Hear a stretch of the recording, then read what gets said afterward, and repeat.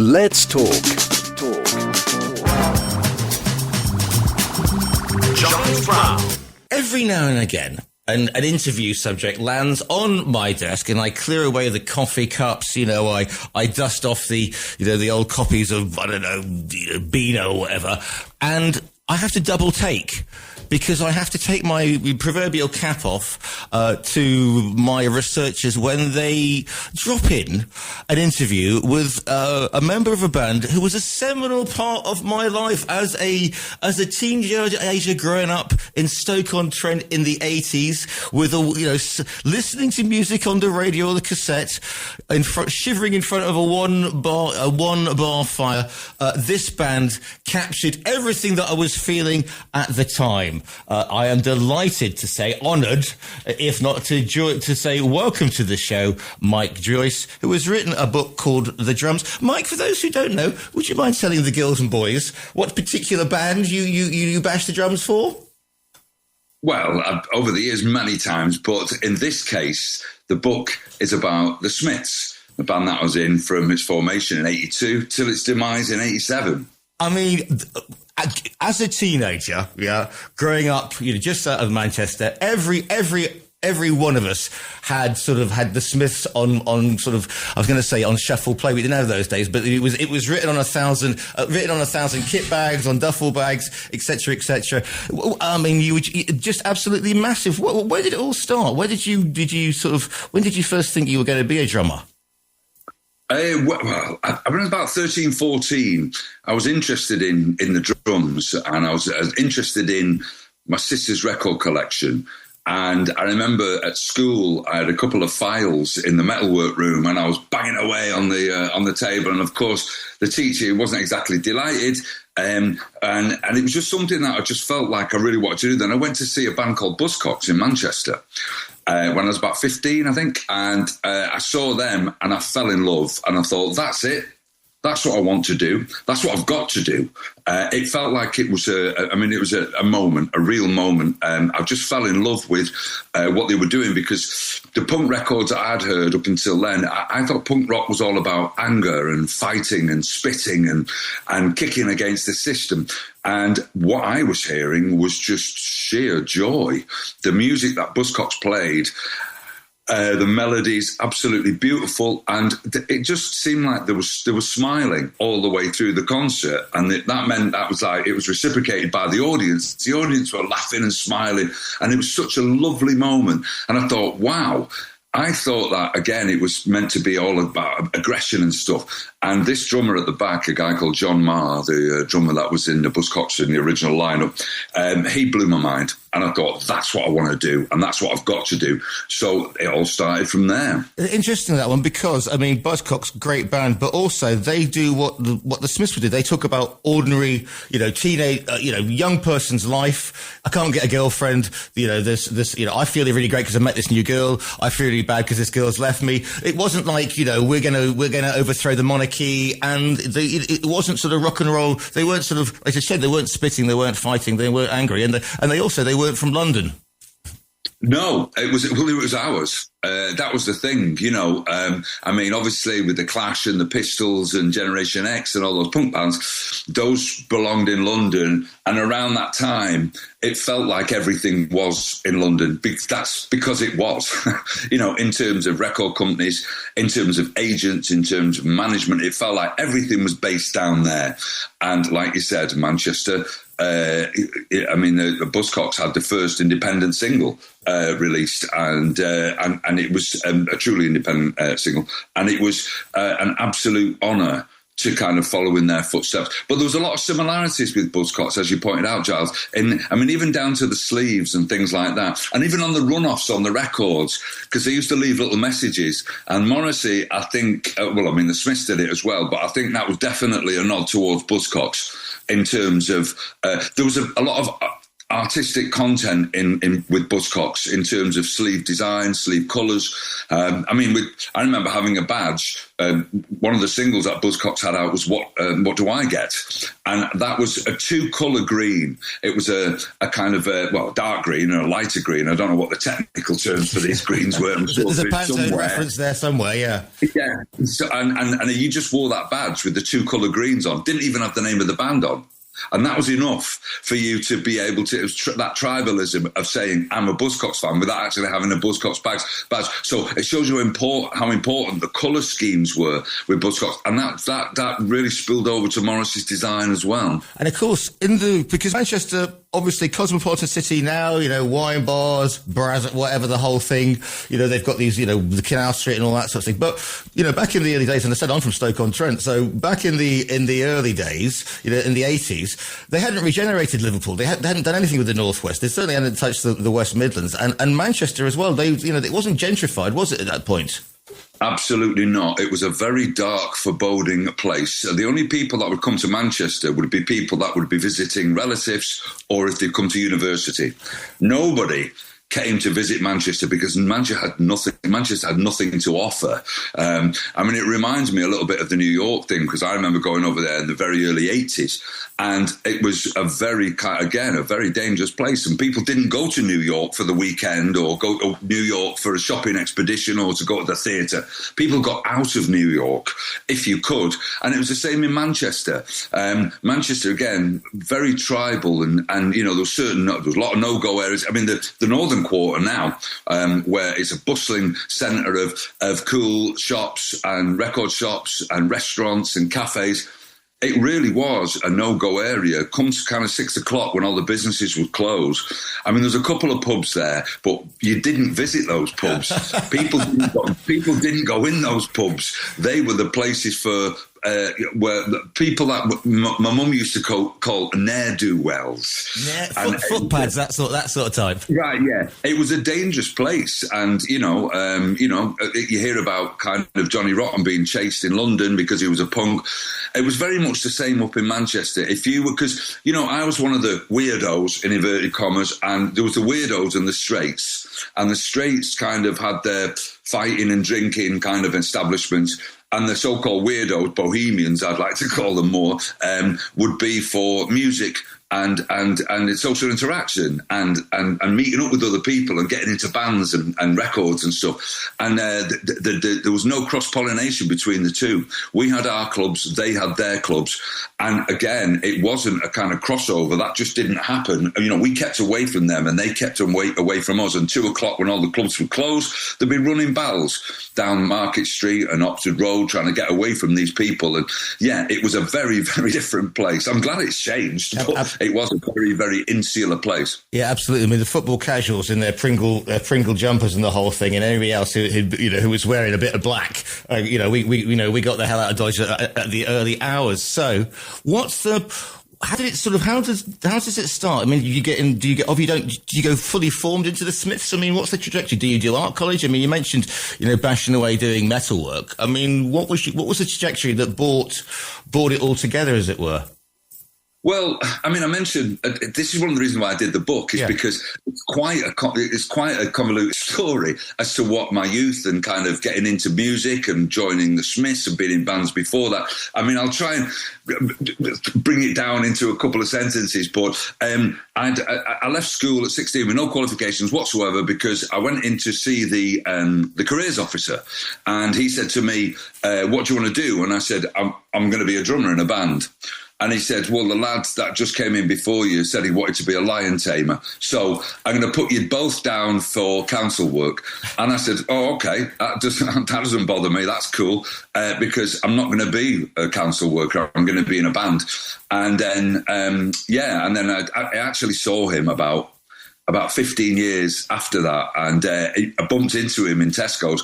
And he said, oh, my God, he said, you did it. I remember you. He said, I was watching Top of the Pops and I saw you and I said to my wife, that's that lad that said he's going to be in a band. So, I wanted to be a musician in a band. I wanted to, that's what I wanted to do. And again, it wasn't just, fingers crossed. It was, that's what I'm going to do. So I was in a couple of bands before the Smiths. And then a friend of mine that I was living with, a guy called Pete Hope, he was, we had mutual, he had a friend called Johnny Marr, that guy that I'd never met before. I'd seen Johnny in a clothes shop in Manchester where he used to work, and I'd seen him in a club called Legend in Manchester.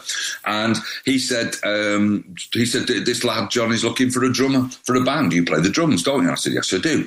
So that was it, really. So I got the cassette, had a listen, liked what I heard, went down, and that was the first time I met them, and I liked what I heard, and I thought this is something quite special. So that's how it all came about in a nutshell. Who were your influences when you learnt the drums? Because you don't just, because I mean the Smiths is a definite sound. That's what made it so appealing to everybody. But who were your influences? Who did you listen to and think, I kind of want to sound like him? Was it American soul music? Was it Beatles stuff? Was it Stones? Was it Kinks? What was it? Was it Hollies? What was it?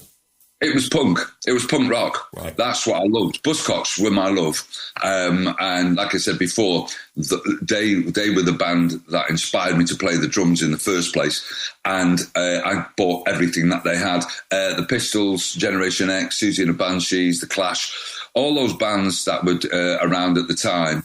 And I kind of brought that to the Smiths sound. I mean, that's the beauty of each individual's musical kind of heritage in terms of when you put all that together, because the Smiths, bass, drums, guitar and vocals, it's a very traditional lineup.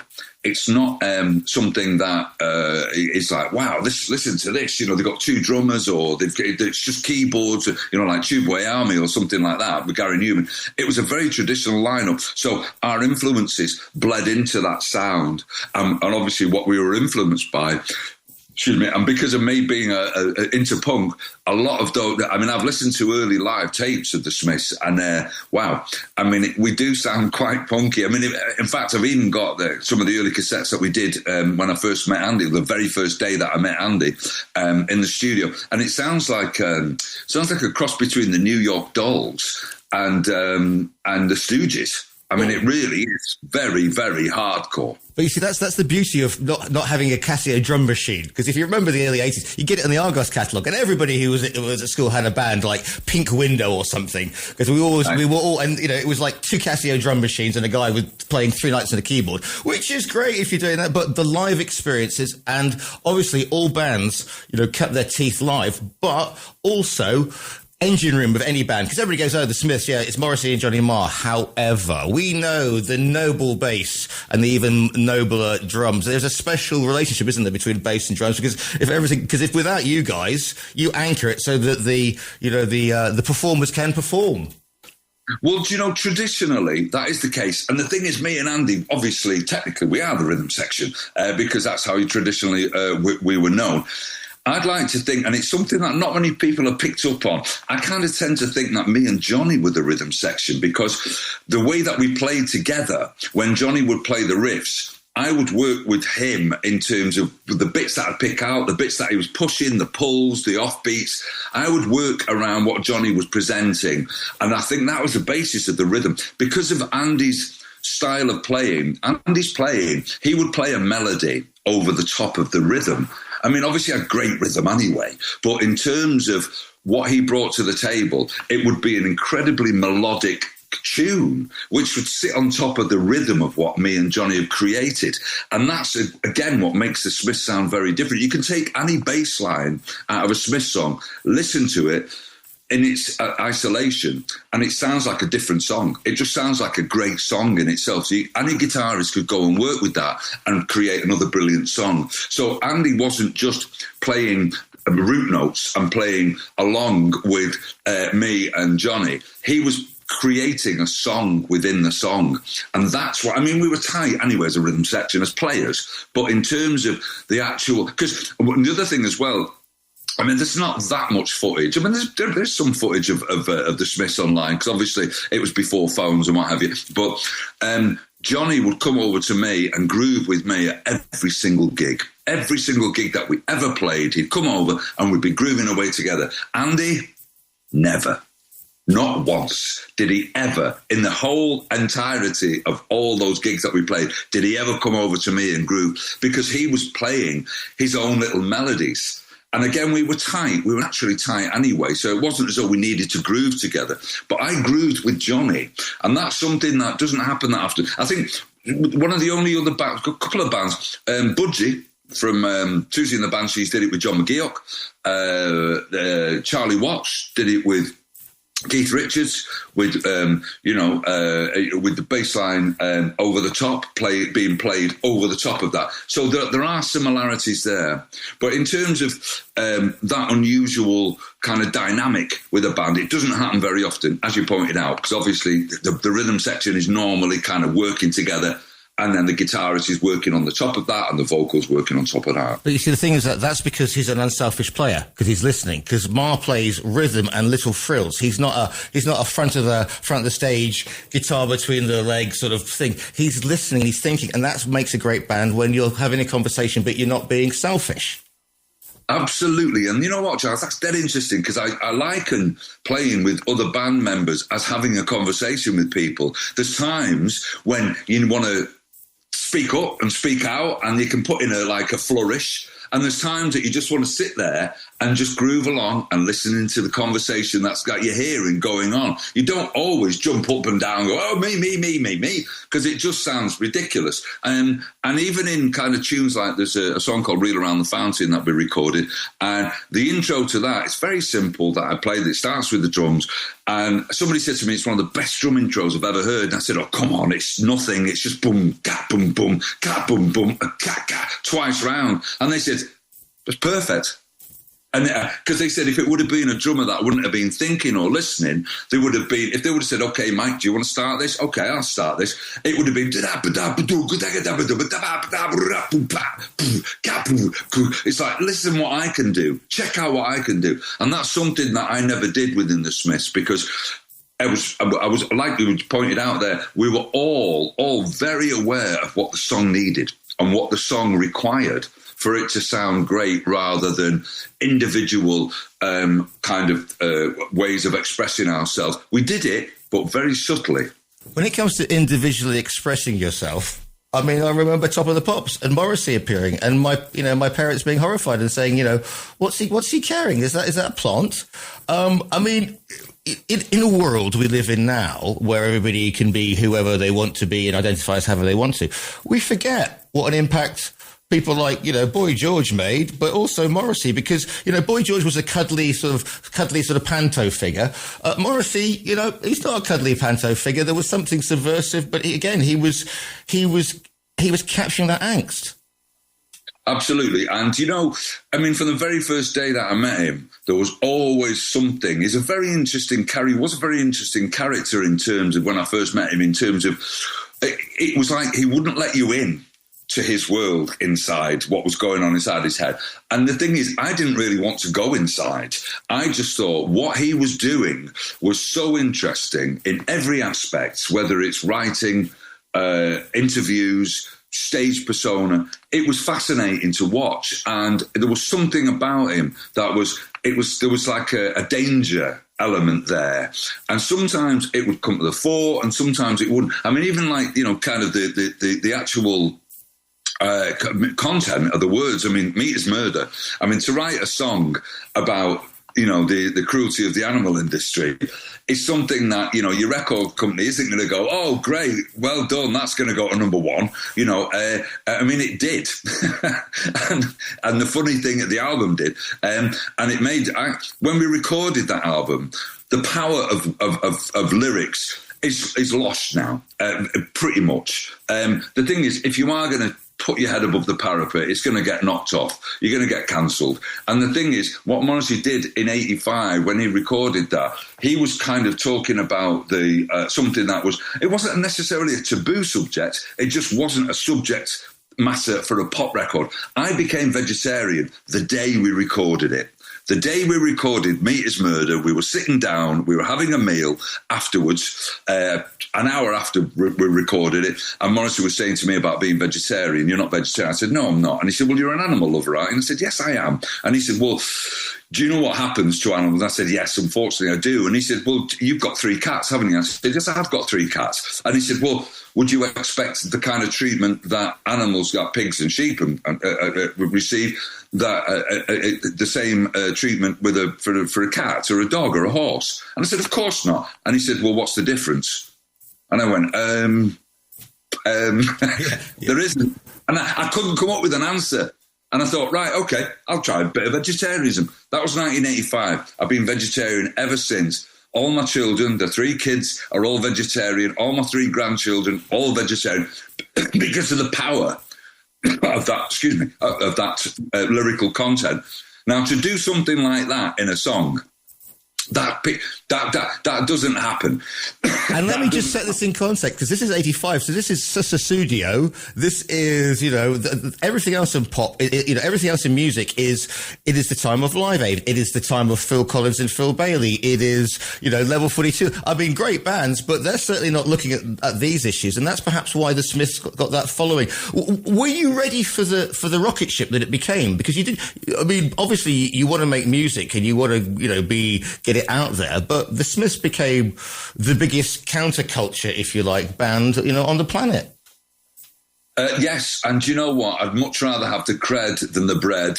It's something that I've always thought, I want to be in a band. I mean, I've worked with some incredible artists, Pete Wiley, Johnny Rotten. I played with Public Image Limited. I played with Sinead O'Connor. I played with some absolutely fantastic bands. And every time I've wanted the front person to have substance and to have, I want to be a fan of that band. I don't want to be sitting there just with them kind of preening at the front. I want that individual to really say something to me. I mean, obviously, it's the same if they're saying it to me as they're saying it to the audience, whether it's in a live situation or a recorded situation. But I want substance in my singers, in the people that are standing in front of me and singing away. And those people have. And Morrissey did exactly that. Again, I can pick, so many. Headmaster Ritual talking about corporal punishment in schools and the fact that. The barbarity of hitting children, striking children for, how bad, would the behaviour have to be to merit to be struck with an implement that's actually designed to inflict as much pain as possible, but without bruising. I mean, it's absolutely barbaric. So those kind of things that he was bringing to the table were incredibly interesting. What's it like going on top of the pops venue? Because everything, I mean, this is literally smash in nicely time. It's the 80s, it's Kid Jensen, it's like, just after Cage of Guga, and Duran Duran are running riot in the charts. So what was the top of the pops experience like then for you guys? Well, it was very odd because we didn't belong. And again, I mentioned a few stories. I don't want any. I'll mention one because it's quite. Yeah, let's not give the whole spoilers, but let's tempt them with one. Well, when we were on, Paul Young was on with, I think it was The Common People, that track. And they looked like, they were dressed up like it was Panto. And I'm kind of watching these guys. We were, looking at them. And I was in the green room and a couple of girls came up to me and said, are you in a band? And I said, yeah, we're just about to go on. And she said, oh, when? I said, well, now. And she said, oh, Blackwell, are you going to go and get changed? And I said, what do you mean get changed? What for? And she said, well, you can't go on telly like that. I had a pair of jeans and a jumper on. Now, the thing was, that kind of sums it up perfectly, is that the clothes that people were wearing because we were on TV and they were in a band, I just thought, well, I'd rather let the music speak for itself rather than dressing up. And I remember there was one time when Duran Duran were on, and they came over and they were speaking to us, and again they had kind of leather on and bullet belts and kind of everything, makeup, And I was looking at them, and they looked at us, and we looked at them, and it was like, what is that? What you lot do? Why do you have to? I mean, they were lovely lads, but it was just, wow, this is a very different world that I live in, because the world that I live in is real. This isn't fantasy. Being in a band to me is just a great experience. It's not like I'm going to dress up for this. It's something that I let the words and the music speak for themselves. But you see, they've been new romantics. They come from the Blitz thing down south, rather than... Oh, yeah, no, well, I was a new romantic as well. I was a new romantic. But for me, you see, the Smiths weren't anything. The Smiths weren't funk, soul, pop, ska, new romantic, punk. We weren't anything. And that was the difference, is that, certain bands, will have, like a UB40, perfect example. I mean, they sound like UB40, and that's their style. And the same with Level 42 that you just mentioned before. That's their style. Jamiroquai, that's their style. That's what they play. That's the music that they play. The Smiths weren't anything. And in fact, if you go on Wikipedia and then Hand in Glove, somebody pointed this out to me the other day, it says the genre is gypsy punk. Gypsy punk. Gypsy. What all the things I would describe the Smiths as, Bandolero, Fairy Tale in New York, and This Charming Man are natural bedfellows.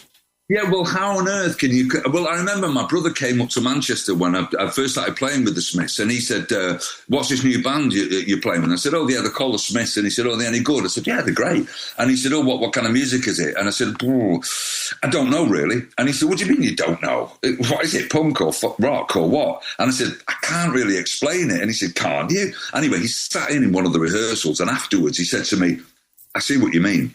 I see what you mean now, because, I mean, Hand in Glove, that first record that we recorded, you listen to that, again, what is that? What is it? John Peel pointed it out famously by saying, you just have no idea what the influences are of these people. He said, because normally you can listen to a band, like some of the bands I name-checked there, you can hear the influences of where they're coming from. With the Smiths, it just sounded like something completely new and completely different. And again, for a four-piece, traditional bass, drums, guitar and vocals to sound different than anything that had ever been. And the thing is, one of the interesting things about that is, there's no band that's ever sounded like that since. So it's a genre in itself. It's got its own little kind of niche that doesn't sound like anything prior to that. And I mean, take another track. How Soon Is Now? What is that? It's genius. I mean, that is the sound of my teenage years sitting in a bedroom without a girlfriend. Yeah, well, there you go. That's a very nice genre. Genius. I like that one, Giles. I'm having that one. And it's something that, if it was recorded in 1967, it would have been huge. If it was recorded in 2022, it would be absolutely huge. So we're completely undefined. In fact, there was an album that came out in Best of the 80s, and it was The Cure. Again, you mentioned some of those bands before, Heaven 17, ABC, Culture Club. The Best of the 80s, the Smiths weren't on it. And I took that as a compliment, because we were absolutely bang in the middle of the 80s. But we didn't belong there because we were nothing to do with anything to do with 1980s music culture. Nothing to do with it. I've got 1 minute and 40, Mike, and then I'm going to crash the news, as the saying goes. What was it like writing the book? It was great. I really enjoyed it because I wanted it to be a celebratory affair. The thing is, so many people have asked me, so what's it like being in the Smiths? It doesn't do it justice to say it was great. Oh, it was fantastic. I really wanted to explain to people what it was like. And also going a little bit off-piste as well, kind of talking about, like we first mentioned at the start of this interview, about Manchester, what that was like, what the people were like, what growing up in Manchester was like, what it was like for a band to not belong. A very unusual kind of story, rather than just, I was in, I don't know, like in the Bunnymen or something, or, like an indie band. We didn't belong at all. And that was something that I really wanted to bring out. But I really enjoyed it because, again, it's meant to be, the whole book is a celebratory affair, talking about the beauty of that band and the experiences that I had on tour, in the studio, and also kind of, everything around that. The book is called The Drums. Listeners, go to our bookstore, virtual bookstore, click on the link, and a well-known distribution firm named after a South American river will send it to you. Mike, do you do the social media thing? I do, yeah. Where can people find you? On Drummer Mike Joyce on Instagram, Facebook, Mike Joyce the Drums, I think it is. I don't do it that often, but it's there. You'll find it. Mike, it's been an absolute pleasure. Thank you for providing the soundtrack to my teenage years. Mike Joyce, thanks for your time today.